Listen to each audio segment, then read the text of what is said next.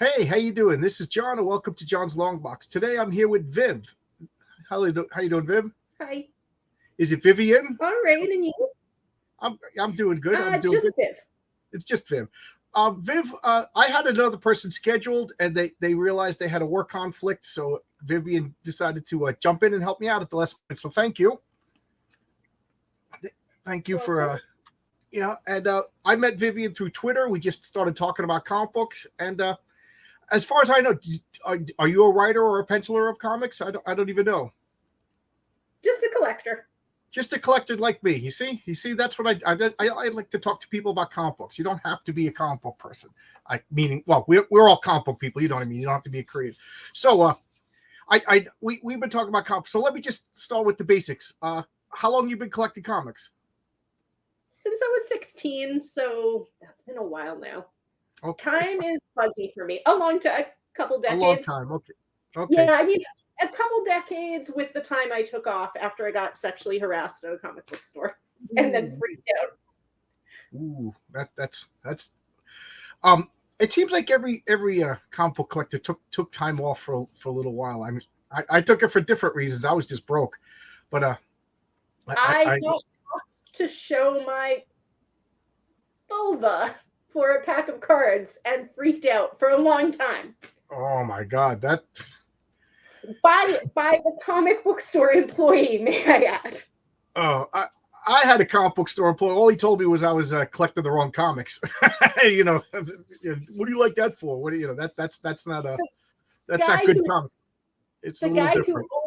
That store, the guy who owned that store, I was kind of like on edge because the guy who owned that store, I was like, ooh, Vampirotica, and I was very confused as a teen. Which makes sense. I was like confused about my sexuality and sex and just very traumatized, but I didn't know it. Oh. And he looked at me like disgusted, and he was like, Vampirotica, why are you buying this? And I was like, you literally stock it in your store, dude. And so it was like for boys only. Yeah. And that was sort of like a turn off. I was like, do you want my money or not? He also berated me for getting a second copy of Mutant X because I was like, oh, this dark, edgy X-Men title. And I was super into it. And I read my first one, literally like the cover came off. And I was like, I know it's not that good. It's just hitting all the right notes for me. Yeah. So it was like, why are you buying another copy of this crappy comic? I was like, what a way to sell your product. I don't know my money. I remember once when the Nom came out, I was working in the comic book store, and I'd like to think I wasn't mean to anybody in the store, but I remember that the Nom came, and they had people coming in that only came in once to buy the Nom and never came in again, and we had a stack of 120 Nom number ones, but it was third printing. It was selling that well. And a guy came in and said, how many are in there? And I said, 120. He goes, I'll take them all. Now, I guess I should have told him, why do you need 120 copies, right? That's what you should have done, right? No, we just sell it to him. We just sold him 120 copies of third printing Nom number ones. I wonder if that guy got mad that he couldn't sell them back because, he was a speculator. I don't know. I worked at Barnes & Noble, and we were selling like all of our copies of the Boston Marathon bomber, like magazines, just like with him on the cover. Yeah. And like my manager, I was like, it's weird that he's buying all those. And he's like, oh, it's like restricted in some countries because it's like US media, but there are countries that like don't like America. And like, so he's like, not everyone, but like some of them are like, think this guy is a hero. And so he's selling it to countries. He's probably selling it to countries where like terrorists are cheering this on, but like we can't do anything about it. Like he's like, we're not going to be like, we don't sell it and we don't question it. We're just like, you want all these magazines, sir? We will sell them to you. Yeah. So yeah. I don't know if that's true, but I was always like, I remember they put him on the cover of Rolling Stone magazine, and it sold out. He became he was a good looking guy, and like I get, a lot of girls liked him or whatever. He became like a bad boy. That was the one that we did. And I mean, maybe he was just like collecting them to sell them as souvenirs later on. So we don't know, but like my manager thought it was like, because apparently it was going for a lot of money in some countries. I don't Oh even wow, know what it is I anymore. didn't know. You Yeah, still work at You still work at yeah. Barnes and Noble? No, I quit during the pandemic because my mom and sister were compromised Oh, and I wasn't getting enough hours and the money was crap. And I was in grad school anyway. And after grad school, I got my diagnosis of dissociative identity disorder. And it's been just like a roller coaster since then. I can imagine. Um, I can imagine. I'm remembering stuff I don't want to remember. And I wish I hadn't remembered in the first place. And yeah, it's been really tough. Like just getting up and getting through the day. Some days have been tough. Because Barnes But and Noble was my favorite store. Like there was a big Barnes and Noble out by where I used to live, and I used to drive out there and like, oh man, just buy. I still have stacks of books upstairs that I haven't even cracked open yet that I bought 25 years ago. oh yeah, I think like most reader, like that's like every single reader that I would come in for a recommendation would like have the same story. They'd be like, haha, I have a stack of like 200 books I haven't read from like 20 years ago, but I want this new book. Yeah, I discovered a Barnes and Noble right by me, not too far away, and my wife and I just went there a couple of weeks ago, and it was just so nice to walk around and pick up some books. I bought a Lovecraft little short story collection that I already had it, but I like this edition. She bought a Harry Potter. I forget, like a character expose about the different characters. It was nice. I love Barnes and Noble. Such a great store. Did you enjoy working there at least up until the pandemic? I mean, I literally almost got fired for something that they had to like destroy information over. With one of their nooks, they were like, just say it's HD, it's close enough. And I was like, looked it up. I was like, there's a legal definition and like, I think we can like get in trouble and I'm not comfortable. And they're like, well, if you can't do your job, Oh boy. maybe you shouldn't be working here. And I was like, no, I'll do it. I'm just like putting it on paper that I'm uncomfortable and I'm talking to you about it. And then like 2 weeks later, there was a class action lawsuit. Wow. that I kind of warned them about. And like, I was sort of like, like, meh, after that, the trust was gone. Like they never apologized to me or anything. I knew more than the district manager like ebooks and being able to discount them with the Apple lawsuit. So like, I don't know. I just felt really weird at some points. Yeah. And I mean, it's a big retail store. And I don't know if any of the big retail stores treat their employees great. Like, I wouldn't say they treated us terribly, but it wasn't super fantastic. Okay. It's a shame. Because I have fond memories of Barnes and Noble. So let's get back to comics. You said Mutant X was the comic that you bought a second copy of? Mutant X was really big with me. I bought actually 3 copies of the Transformers Timelines, which was Shattered Glass. Okay. And I gave one to a friend, and I have 2 copies still. One that I lent a very famous novelist at one point at a convention, and I was worried after that because it's going for a lot of money. They apparently rarely printed it, and I didn't know. I was just like, this is amazing, and I'm going to read it this much. And I never read it because soon after I learned it could be worth a lot of money. I got Judas Contract Part 3 for free. The Teen Titans? Yeah, some person who didn't know comics, like 10 years ago, they were like, oh, Shoshana likes comics. And like, they gave me a pile of comics and like, I wasn't interested in a lot, but I was like, oh, Judas Contract. Like I knew the storyline. What did you think of that? I haven't read it yet. I just bought it on Comixology because like I didn't read it. And then I was interested again because I saw it like a year and a half ago on a trip, maybe less. It was going for like $550, but it was like graded 9.8 or something. And I was like, oh crap. And I was like, now I want to read it, but I don't want to ruin. I was like, I only have part 3 and I don't want to like. So you're talking, this is the actual comic, not a trade paperback or anything. No, this was the actual comic. And like, yeah, I was like, I have this comic and I got it for free. I can't even remember who gave it to me. And so I bought it on Comixology and then I never finished it. So I have to do that. Like that's on one of my to-dos. I wholeheartedly recommend all those Marv Wolfman, George Perez comics. And the George Perez, the Judas Contract rather was really good, really good. Yeah, I started reading it when I was exercising at the Y, and it was really good. But now I've been biking. Phew, pardon me, sneeze. That's not One of us has gotten like super into biking, so like I literally get up at 6 a.m. in the morning and I do a 16-mile bike ride. I come in at like 8, like covered in sweat, like woof, the humidity. And my parents are like laughing because my dad's like, you get obsessed with things, but at least this is a good thing for you. Healthy. I exercise myself from diabetes to like normal range. I wake up at 4:30 in the morning for work. Last thing I want to do is exercise before work. Last thing I want to do is exercise after work. So let's see. I got myself for my birthday, and people were like, "You can't buy yourself birthday gifts." I was like, "Watch me." I was like on eBay. Buy yourself birthday gifts. I was like on eBay. I bought myself a box of like close to 100 old Daredevil comics, and I'm like, they're not going to have Death of Elektra. Death of Elektra was in there, so I got it for like $1 or less. Are they in good condition? Death of Elektra and the Judas Contract are pretty good. I got a beat up copy of Death in the Family Part 2. Okay. And I've since then completed my collection for like under $100. Nice. Those are some good comics too.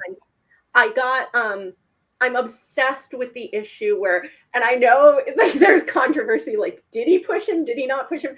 I got the Jason Todd is a favorite character of mine. And so I got the issue where I'm convinced that he pushed a piece of shit rapist off a roof. Can I say piece of shit? Yeah, good. I have issues with rapists. So like, yeah, he pushed a rapist off the roof. You cannot convince me that he did not. So those are sort of like my old timey. I mean, I have some other ones, but I don't think I've got a huge collection, but I collect what I like. So I don't have a ton of like. Oh, that's fine. That's fine. Define huge. Like how many log boxes would you say you have? I'm looking at my collection now. I have 2 at my parents' summer house, 4 there. 1 second. Would you say 10? It doesn't really matter. No more. Okay, that's fine. That's fine. You know, because I was just amusing myself because I at work guys like, oh, I got so many comic books, and they'll take a picture and it's just like this much. 26. You know, oh, 26 long boxes. Nice. But like it's hard to tell because there's 25 cubicles, but it's one of like those big IKEA shelves, like bookshelves, and it's literally just comics. That's cool. Yeah, I'm not comparing sizes or anything. I'm only organizing the comic book collection. So how do you organize? Yeah. Huh? How do you organize it? So it's Marvel alphabetized, DC alphabetized, IDW alphabetized for the Transformers Phase 2, which is a big thing of mine. Like Transformers, IDW Phase 2, some of my favorite Transformers works. When that got canceled, I bought 5 Transformers art pages from the comics.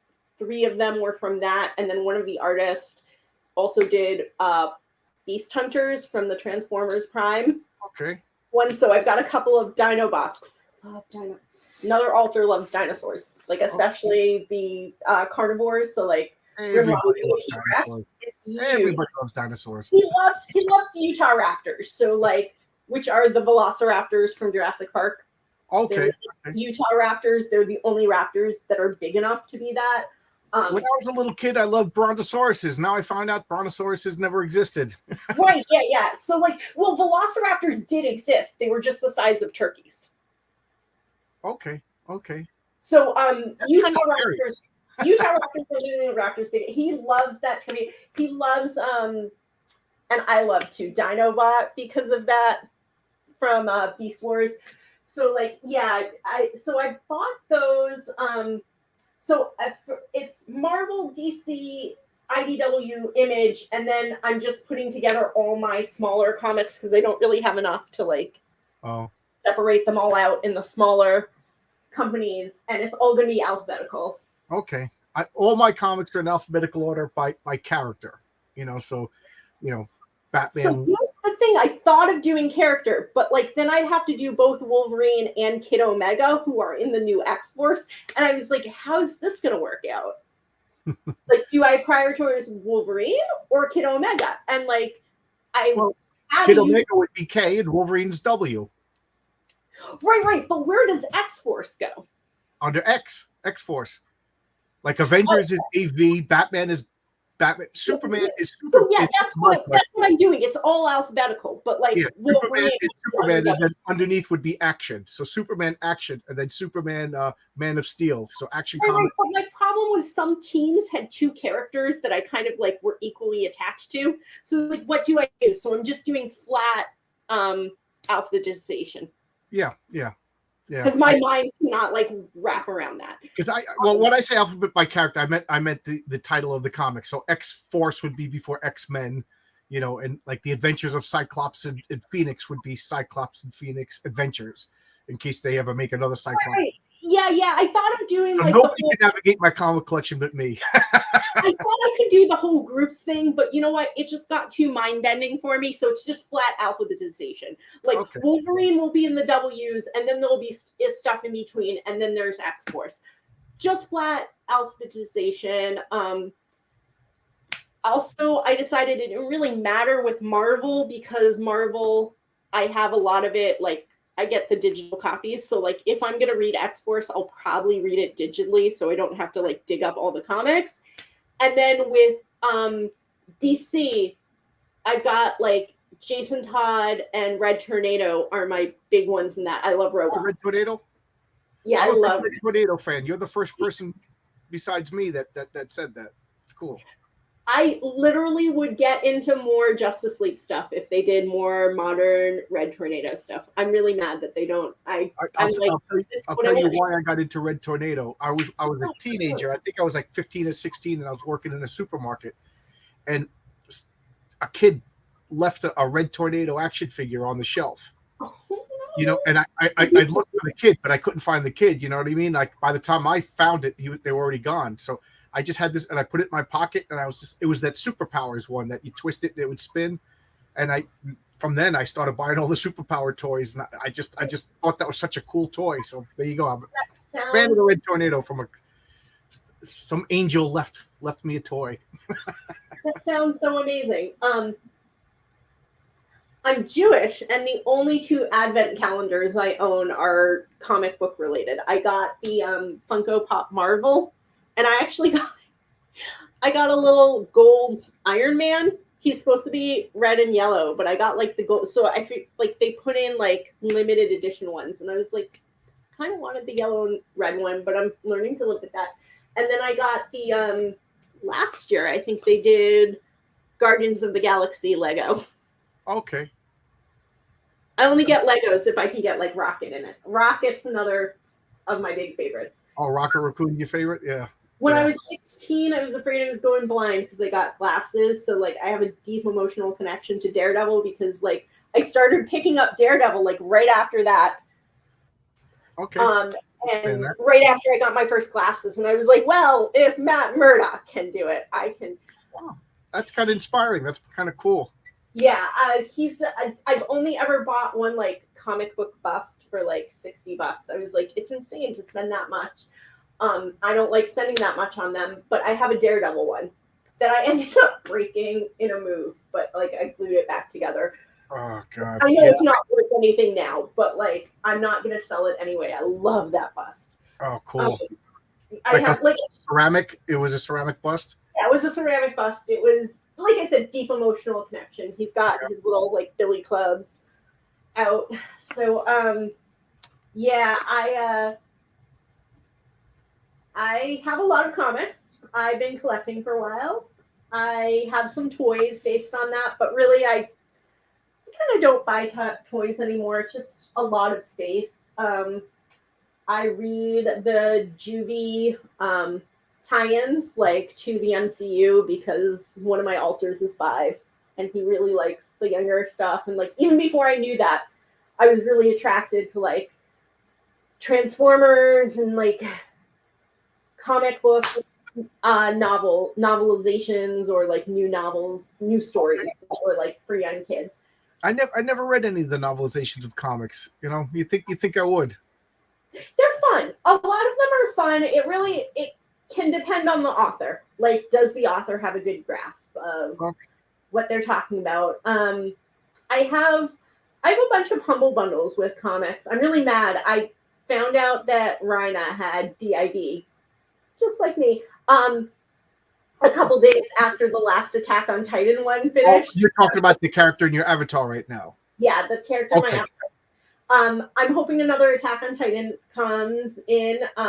But I have like the only DC or Marvel one they've ever offered was one of those audiobooks of novels and novelizations. So I'm working my way through those. I've had those for a while and I just haven't really, I'm not a huge audiobook person, but I just realized years and years ago, a buddy lent me a Batman novelization, but it wasn't a comic novel. It was just a Batman novel. And it yeah. was Batman becomes a stand-up comedian. So Batman takes a persona. He becomes a stand-up comedian to try to find the Joker because the Joker's performing in comedy clubs. And the Joker says, we're going to find which one of he knows that Batman's doing this. So he's talking to his henchmen and like, we'll find Batman and we'll sneak up on him and kill him. And he goes, well, how are you going to know which one's Batman? He goes, he's not going to be funny. There's no way Batman can be funny. So it was the Joker watching stand-up comedians deciding who was funny and who wasn't. It sounds fabulous because it sounds like it would be torture for Bruce Wayne. And Here's the joke that Bruce Wayne tells. So Batman, I forget the name of the comedian that he made up, but he gets on stage and he goes, when I was a little kid, my parents took me to the movies. And while I was at after the movies, my parents got mugged and killed in an alleyway in the theater's quiet. Listen, and he goes, and I'll never forget my father's last words. And everybody cracks up. So the joke is like, that's not Bruce. That's not Batman. It sounds like torture for him. And I've never forgiven him for Jason Todd's death. And like people will argue that it's like he felt bad, like it wasn't really his fault, it was really Jason's fault, and I'm like convinced it was Bruce's fault, and I will never forgive him. I'm a ride or die bitch. Well, there's a lot of truth to that. To have an adult take a child into a war zone, I literally like Attack of Titans. I literally don't care if everyone dies except for Rhina, and like he only has 10 years to live. Why is that? I'm not familiar with it. He's the armored Titan, and once you take on a Titan, like you have 13 years to live. That's okay. You have to pass it on. So the humans who transform into these Titans? Yeah, it's humans. Like I figured it out fairly early on, which I usually don't. Oh, spoiler by the way, but yeah, like it didn't make sense after a while if it wasn't humans, and they reveal it after a while, and then like. As a side, have you ever seen? As you can see from behind me, I'm a board game freak. Have you ever seen the Attack on Titan board game? But I have a Batman game in French that no one will play with me because no one speaks French or reads French from Canada because my mom is French. Je parle français. What's the name of the game? It's like so it's in French, but it's like Batman, the Savior of Gotham. Here, one. Well, I love Batman games. I wonder if I have it, but the English version. Well, let's see. I have a Batman called Batman Gotham City, Batman Arkham Asylum. And does it come with a million little miniatures? Some, but like no, not miniatures. It comes with like little cards, like of the characters. I don't know what game this is. Oh well. Send me a link later on, or take a picture and send it to me later on. I'll be curious. Wait, I have it. I actually have it. Send it to you. Okay, let me take a sip of my coffee. I'm looking at I'm realizing I need a haircut. One of my authors researches, but he's like internal only, so he only pops out to do research. But if someone's like, look up this game, he's like, gotta do it, like right now. Okay. Stop everything. Oh, he said, oh, okay. I don't know what happens if I click on this. Batman. Oh, okay. I don't know this game. Yeah, I think it might be a French only game because I Oh, haven't. it's probably yeah.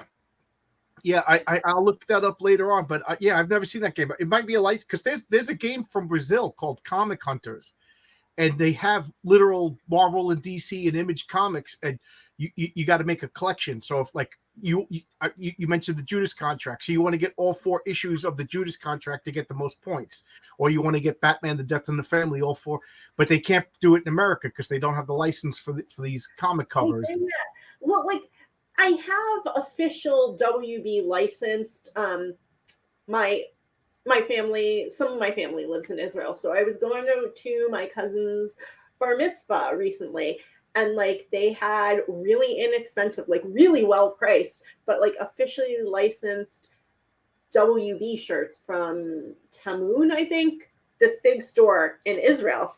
And I've never seen them in the US. Like I don't think they exist in the US. So like I Yeah, think got it licensed like just for this store in Israel. yeah.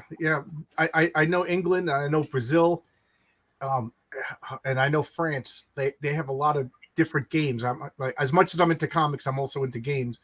I That have a Buffy game in French from oh, France. oh, what game? I didn't hear. Buffy the Vampire Slayer. I just played a Buffy the Vampire. Tell me about the game. I've never gotten to play it because no one who likes Buffy reads French. But it Because I had know like Buffy did, and you're going around. I forget what the name of the town is, and you're fighting the monster of the week, and then you Sunnydale. But like yeah, Sunnydale. It's an excellent. If it's the same game I'm thinking of, it's an excellent game. You have little cardboard standees of the yeah. Buffy figures. So I think that one was just a French translation, but Yeah, it's called Buffy the Vampire Slayer in English. Yeah, I think that's what it's called. But like, she's not Buffy the Vampire Slayer. She's Buffy the Vampire Killer, which I think has a whole lot because they use Tua, which is killer. And I think that has a whole different connotation. And it's always bugged me that they couldn't find a better word for Slayer. Oh, you want to hear something that bugs me, drives me crazy? That it's Harry Potter and the Sorcerer's Stone. Instead of Philosopher's Stone? It's supposed to be the Philosopher's Stone, but in America they changed it to Sorcerer. That drives. Because everyone was like, Americans are ignorant and won't know what the Philosopher's Right. That was just telling you that whatever company didn't. I just wish. I guess Rawlings didn't have enough clout at that point to stand their ground. But we didn't know what the Philosopher's Stone is. So what? We had Google when it came out. Right. Like we still looked it up. You just reminded me of a story that Stan Lee, when he created the X-Men, he wanted to call the team the Mutants. And his uncle Goodman said, "What are mutants? Nobody's going to know." And he said, "Kids could look it up. They're not stupid." But he made them change the name, and he came up with X-Men. But I think everybody just X-Men's just commonplace. But I think the mutants would have been a better name. The mutants. And I mean, like the people reading comics usually are sci-fi fans too. Right. And mutants have been used in sci-fi for so long. Like there's a huge crossover. He didn't invent the word. I don't think it would have been a problem. But like, even if he had invented the word, so what? Like people would have just been like, oh, like they would. The story told you what the X-Men were. Like, right. You would have figured it out. Right. I don't know. It would have sounded like mysterious and creepy, the mutants. I think it would, because I think it would have isolated them more. The X-Men kind of sound superhero-y. I mean, like, to be fair, like they're really discriminated against, like in the X-Men world. So like, I don't think the name stopped that. Like, I don't know, like mutants maybe it's coming from like having read a whole bunch of sci-fi and like watching a whole bunch of Star Trek where like the monsters are just trying to protect their babies or whatever. Like mutants doesn't sound threatening or anything to me, but like I grew up with doctors in the house. So like I was used to mutations in genetics and whatever. So like if you had told me mutants, I would have been like, oh, like a mutation in like this, like my dad was a radiologist before he retired. Like, I would have just been like, oh, it's like some medical thing. And I wouldn't have been bothered. But like I think it would have been a better name overall. I like X-Men because I like how I think it's very concise. But I also don't know how I would have felt if I learned about this earlier. Like X-Men, I'm so used to X-Men now. Right. Everybody. Right. Like how would I have felt if I knew this without like having like some emotional attachment to the X-Men franchise. And I don't know, maybe I would have liked the mutant.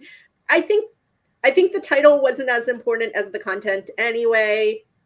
And if it had been called The Mutants, it would have done well because the content was good. It was what people wanted. It tapped into what I was reading was that it tapped into, like, since teens were buying it, a lot of the superhero titles are very much about people who are like feel like they're outsiders or freaks or whatever.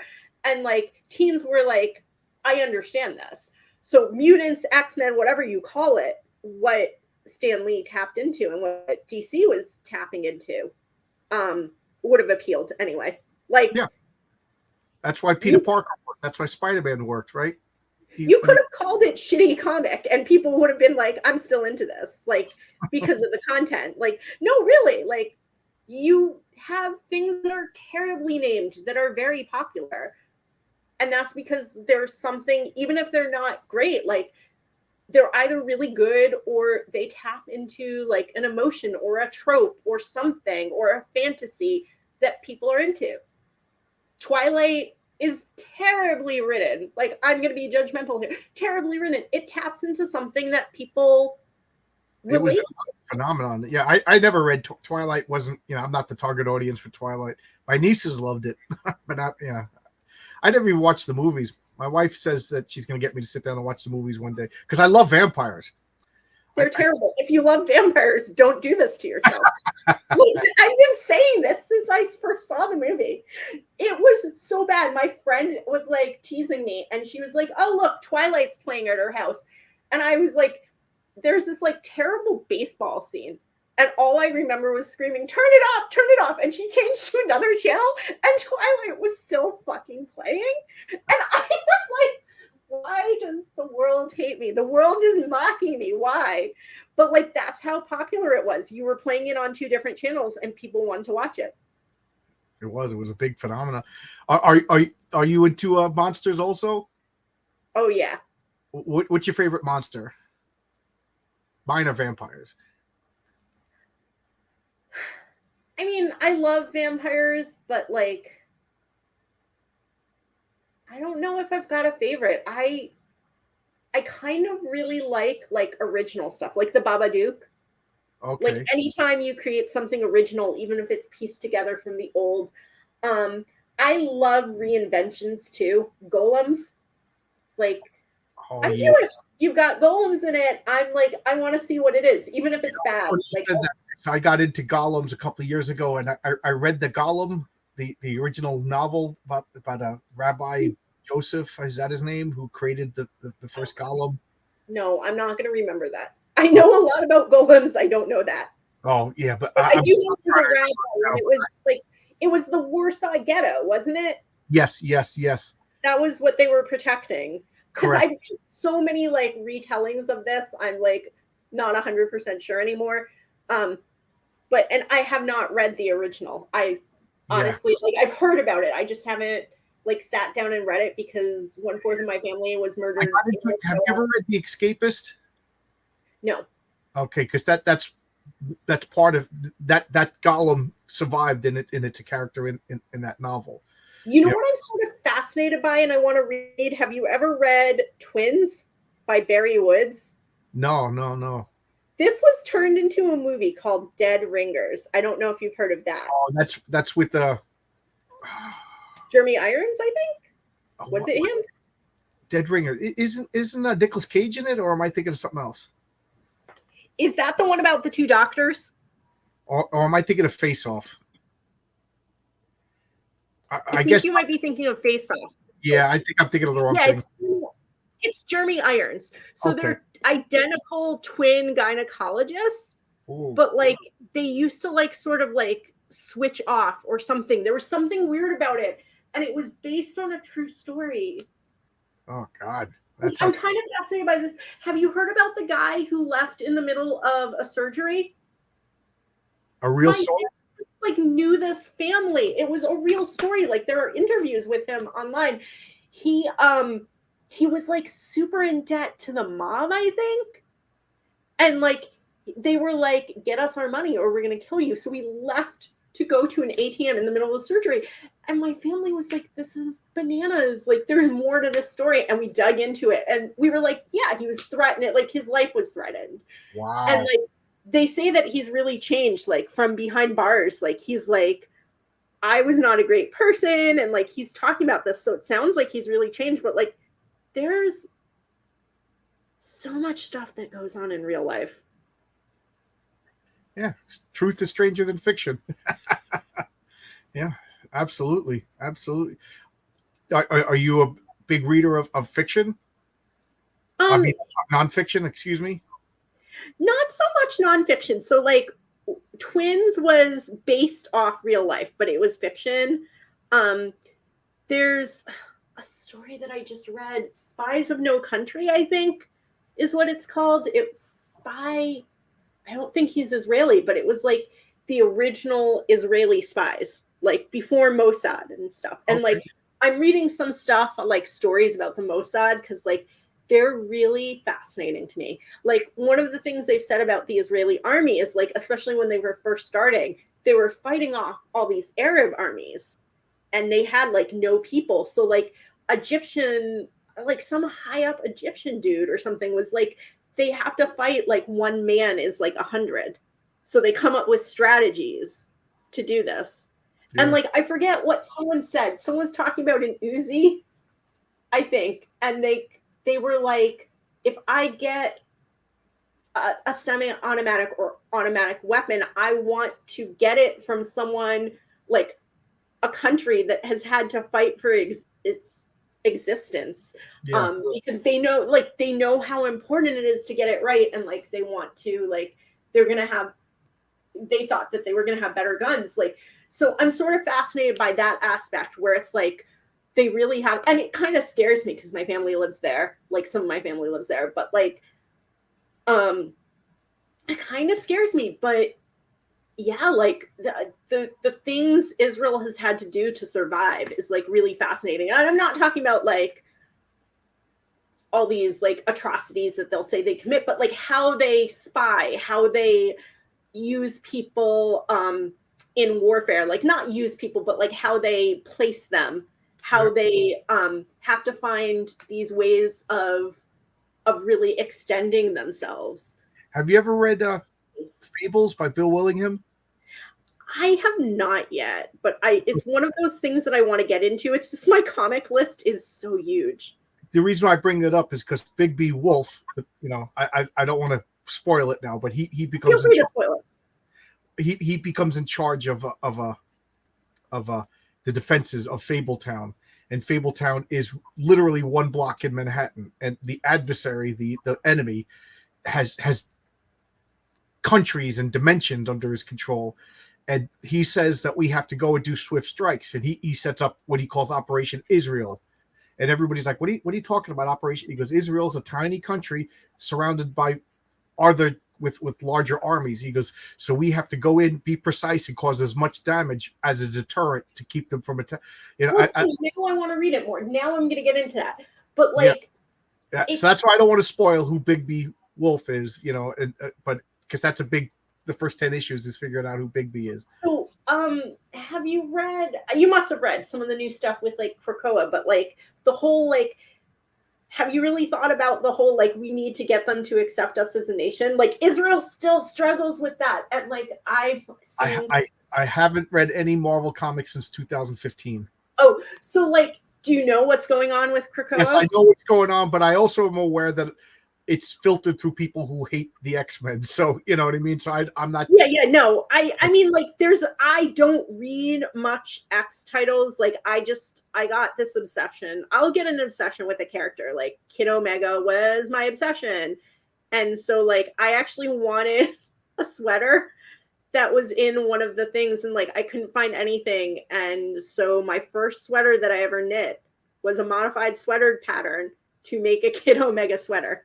And I did a whole gender bent cosplay knit suit, which is pretty amazing. I also did one of his shirts. But like, yeah, no, I haven't really read much of the X-Men, or what I've read has been like in grab bags or like these mystery bags that I get like 10 comics for $6, Okay. or stuff that I've taken out of the library. But like the whole thing about Krakoa being its own nation has really fascinated me, because they're desperately searching for, not desperately, like they're kind of in Israel's positions where they've had a good thing, but like they're sort of desperately trying to save all these mutants from countries that are like hostile to mutants, which if you look at like Operation Solomon and stuff, like where they took out seats of planes and went into Ethiopia and saved Ethiopian Jews, and like they jammed like 1,500 or something Ethiopian Jews onto this plane. And like these were, some of them were scared. They had never seen a plane before. They had no idea what was happening. But like they jammed them on, and they were like, they flew them, like they took out all the seats and just jammed them on. And it was a record, at least at the time. Wow. But like the way that they will go into other nations and try to get mutants is very reminiscent of some of the things that Israel has done. The way that they have to like negotiate and like be like, we'll give you these medicines, very, very similar to what Israel has done. So Krakoa reads as Israel to me right now. Okay, that makes sense when you explain it that way. Even though I'm not super into the new X titles, like I'm not in. I really wanted to like Dugan's run, because I loved his stuff on Deadpool. Like that stuff was excellent. The way he balanced sort of like emotional with the humor. It had been like treading water, I thought, to me. And then he brought in like Deadpool's daughter, and I really thought that upped it. So like I was like, oh, Dugan's taking over, great. And like I don't know what they're doing with X-Men right now, man. Like just not my jam. So I totally agree with you there. But the stuff that I've read from like mostly X-Force and with Krakoa is just like, it really resonates with me. Oh, cool. We were talking before we went live. You said you got some original art you wanted to show? Yeah, you want to see my original art? Sure. You think your fans want to see my original art? Sure. Let me just finish this row that I'm knitting. Oh, you're knitting as we talk. Okay. Are you kidding? So, I knit in dark. I knit lace in dark theaters. Okay. I was knitting all through Guardians of the Galaxy 3, which, by the way, I saw in Israel. Oh, okay. So this is the only one in color, because Christian Ward did artist proofs for his digital art on Black Bolt, which just means he printed it out, because you can't really like digitally paint a comic book cover and be like, it's good to print without checking it first. Okay. So he's not legally allowed to print more copies of this. And my dad was like, well, can't he just do that? And I'm like, I don't think he wants to risk kissing Marvel. Was that Black Bolt kicking the Absorbing Man? Yes, it was. Yeah, okay. This one is a scene from The Lost Light where... Move it over a little bit. I'm only seeing half of it. Oh, there we go. Can you see the whole thing now? Yes, you can. So that is The Lost Light, issue 14, page 3. Okay. That's the original. That's the original inks. So this one is one of my favorite pieces. It's got them like the ground is shaking underneath them, but I think it kind of looks like they're dancing, so I like it. That's cool. That's cool. I've always avoided original art because I just don't want to go broke, because I'm obsessive. But I have 3 pieces of original art now. And next piece I'm going to show you is one of my favorites. It was $50. Oh, okay. So if you're looking, like the most I've spent on a piece has been $200. Okay, that's fair for original art. Yeah. What is this? That's pretty cheap. This is Brendan Cahill, so that's Robots in Disguise, number 7, page 13. It was 4x4 pieces. There was this whole sequence with Wheeljack where you got a bunch of pages like this. I actually went back to see if any of them were for sale, because I like them just recently. And cool. All of them have been sold because they were super inexpensive. Yeah, he was not, I'm going to say this, he was close to, but not my favorite Transformers artist, but I think he might be my favorite after getting the original art. Yeah, now you have an emotional connection. Well, Wheeljack isn't one of my favorite characters either, but like just seeing the inks is like so incredible. I really saw the depth of his art more. I think black and white art just really you see the talent and everything more so than color. Another one of my favorites. So that one is Rocket Raccoon at issue 3, page 11. I was supposed to get another page and it was sold out, so I got this one instead. But he's running over here and his little tail floops behind him. I love it. The artist? Huh? Who's the artist? Oh, God. You know what? This one, all of my pieces I got directly from the artist. And this one was the only one that I had to go through someone else, like an art dealer. Okay. I cannot read that. I cannot read that signature, but I can tell you in a couple seconds. I'm sorry. Like, it probably sounds terrible that I don't remember who the artist. But honestly, like, I was in it for Rocket more than the artist. Like, I wanted a Rocket piece. This one actually came from Spain. It was, he has his name on this, so I can remember who it is. Oh, God. Okay, that's not a crack. I just need to wipe some stuff off there. I thought there was a crack in my glass. I was very upset. Yeah, that's not a crack. Okay, good. This one is Augustine Padilla. It is Transformers Beast Hunters, issue 5, page 10. I got a piece for More Than Meets the Eye from him, and he was like, hey, do you want these Beast Hunter pages? And actually his More Than Meets the Eye page is coming up, and then it's going to be my last one is his. So that's More Than Meets the Eye. I wanted an Ultra Magnus page. Boom, I got it. He's one of my favorites for More Than Meets the Eye. Yeah, this one's pretty intense. You can see the little like blue pencil that they use to. Yeah, that is cool. It is pretty cool. Like once you get into this, and I haven't really bought any recently, but like I have a nice little collection. I wanted a Red Hood piece. I couldn't find anything I liked.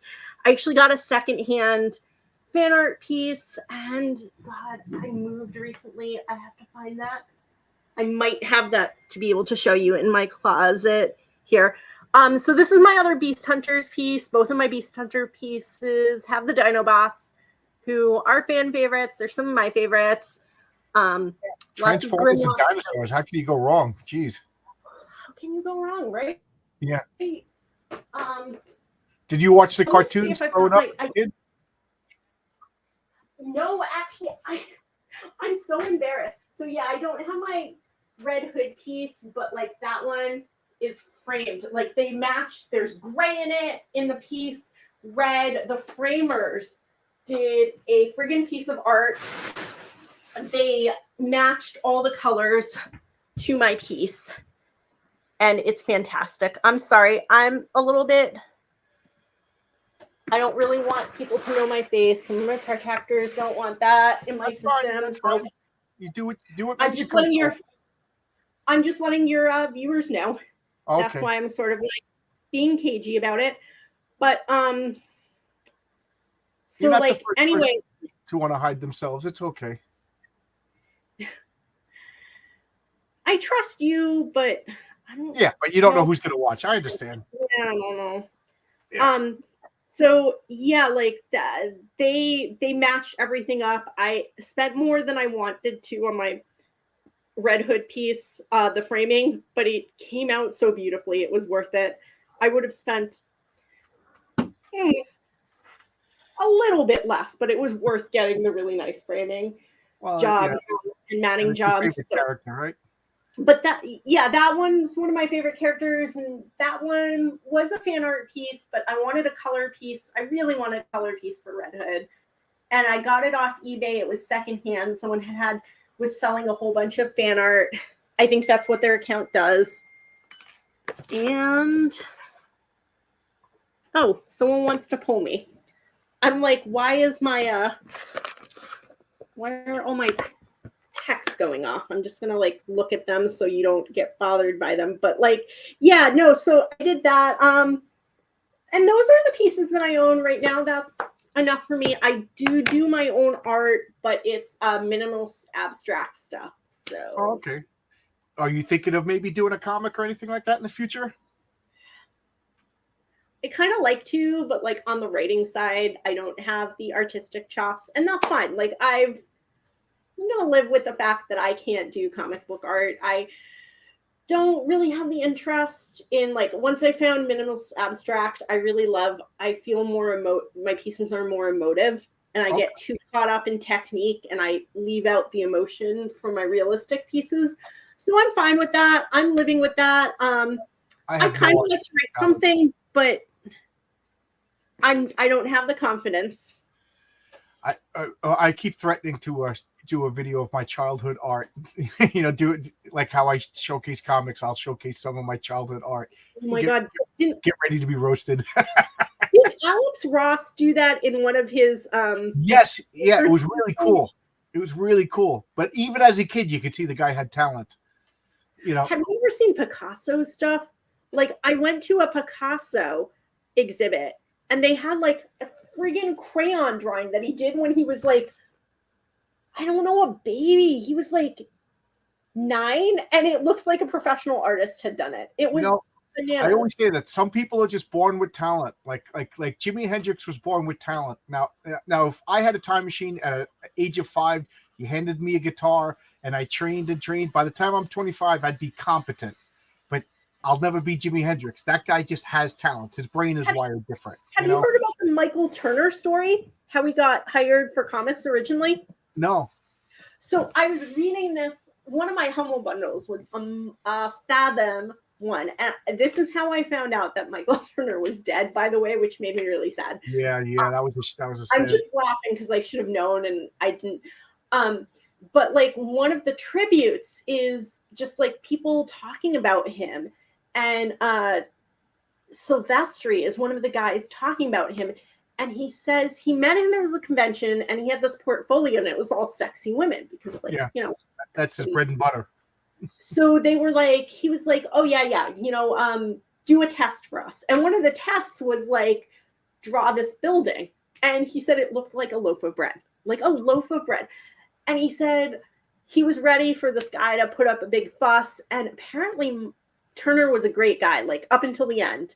He was literally in a wheelchair because like his cancer was so bad, and he would stand in line signing for everyone. Like everyone liked him. He really is one of the nicer guys in comics. That he was always a professional and nice to everybody. Can't read a bad thing about him. So, yeah, everybody says the same thing. Yeah, I agree. He was so nice about being turned down. That Silvestri was like, go to a library, look at pictures of buildings, and come back to me. And like a couple days later, he comes back with something that he says, I would not have expected it from a professional of 10 years. And he said, Michael, what happened? You went from a loaf of bread to this gorgeous illustration of building. And he goes, well, no one ever told me to look at a picture. So he was this genius. Like if he saw it, he could draw it. But like he needed to see it. And so that's funny. So I guess he thought reference was cheating or something before that. No, like, well, I don't think cheating. I just think like he was probably reading comic books where there were sexy women. Like you see sexy women on TV all the time, and like if you're a straight guy, you're paying attention to sexy women. Like just as a woman myself, like I also don't have space to talk about misogyny in comic books, and I'll tell you why in a minute. But yeah, like you have to figure he was noticing pretty women, and that's what he was doing. Like he loved women, I think, and like he drew women because that was what he loved, and that's how they found out. And so like I have literally said I'd be more interested in MCU Captain Marvel if she was a guy. Like if she was a guy, Captain Marvel. Like I'll read comics about women, but like I really lean towards men characters. Like all the women want like female empowerment, and I'm like, give me a toxic dude. That's what I want. Like all my crushes in comics are like toxic dudes. I was like, yay! Now I gotta ask, who your crushes in comics? Jason Todd. Oh yeah, that's obvious. Right. Rocket, who is toxic, but like it's not a sexy crush. It's just like I didn't like him originally, but once he started getting like sarcastic and mean in the movies, I was like, that's my man. Um, I liked like I watched Supernatural. I was like, Sam's boring and Dean's mean, and I like him. Everybody likes Dean. Everybody likes Dean. Except for I tell you, they could have got rid of Sam after season 5, and I think the show would have been the exact same. but like I was like very aware that I was like, you are kind of an asshole, and that's why I like you. I mean, like Vision was one of my crushes, and he wasn't like a total jerk, but like I lean towards a lot of like The Vision. yeah, Vision, Vision Red one of my Tornado. favorite characters. I've always loved the Vision. Vision is so great. And What like, about what about Ben Grimm? Come on, let's anything for Ben Grimm? nah, he's too nice. Yeah, I love Ben Grimm. He's I like, I love him. I love him, but he's too nice, and so like I don't have a crush on him. But like I have a thing for robots too. Like for my birthday in college, I wanted to watch Blade Runner, and like I finally got my friends to agree, but they were like a stupid sci-fi movies, and they stopped me halfway through, and they're like, Harrison Ford takes his shirt off. Like, how could you have not told us this? We would have been so into it. And I was like, I forgot. All I remember is that Roy Batty takes his shirt off. And like, I couldn't even remember the actor's name. Now I remember it's Rutger Hauer. But yeah. I was just like, Roy Batty, because it wasn't like Rutger Hauer that I was into. I was into Roy Batty, like a robot. Like once he stepped off the set and he was human again, bleh. But robot, yes. And it was because in his defense, he has a great character to portray, and Harrison Ford in that movie, he is purposely portrayed as dull, you know. But it was more than that. It was like I had like such a disconnect from sex. Like I didn't want to have sex, so like robots were safe because like they were sexy and they could look like humans, like androids. But like That's was no Scarlet Witch Asian romance. You just described that, you know. She right. had some... A lot of times they did not have penises. Like Vision, no penis, and like Elizabeth Olsen has talked about that and like in interviews, but like they were safer for me. And a lot of that, I just thought I was asexual, but it turns out I was like traumatized, and I claim asexual because of due to trauma, but like which does not make some people happy, but that's what it is.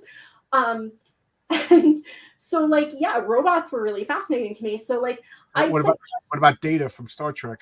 Data was a huge one. I love Data, but then he had sex with Tasha Yar, and I was like, I don't know anymore. That was like an episode. Sex was like a turn off for me. Yeah, well, he just did it as an experiment. I know, but like it wasn't about like whether or not he wanted to. It was the fact that they made it explicit that he could. Yeah. Like it doesn't matter. Like they could have left it very ambiguous with like Vision. Like you don't know if he can or can't. I just would have pretended that he couldn't, and like, but like there's no way. We don't know. Nobody has the definitive answer to that. He's naked in the MCU. Like, I'm sorry, Disney is not going to show big red balls on the big screen. Like I know they didn't watch in the West Coast Avengers, they like took him apart. You know, and you basically saw him like about to be dissected, you know. So I remember that. That was kind of traumatic for me, to be honest. Yeah. Like I did not like that. That's West Coast Avengers is a comic I got to revisit. I remember I bought that like because I was super broke at that point, and I remember I got like 30 issues all in one shot. And whenever I binge read or binge watch anything, my memory of it isn't as good as if I read it once a month. You know, so West Coast Avengers, I gotta go revisit. That was a good series.